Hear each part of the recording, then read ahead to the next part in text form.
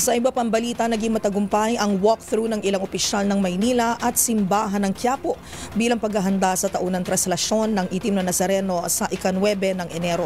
At kasama rito ang paglilinis ng mga kalsadang daraanan ng puon at ng mga deboto. Nagbabalik si Boy Gonzales.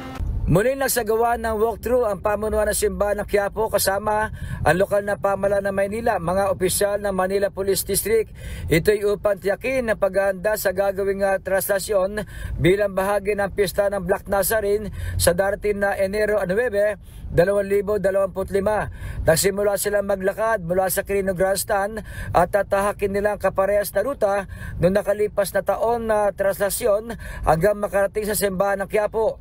Isa sa pangunahing layunin ng walkthrough ay matiyak na maayos at walang problema ang daraanan para sa kaligtasan ng lahat ng dadalo.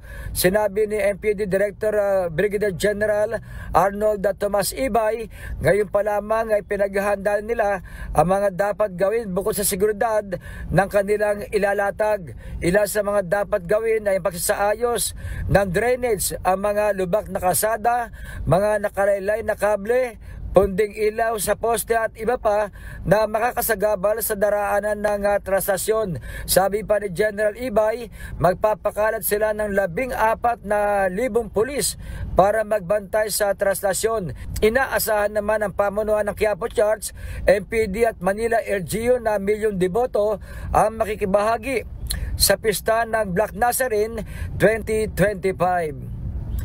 Para sa MBC TV Network News, ito si Boy Gonzales, una sa Pilipinas, una sa Pilipino.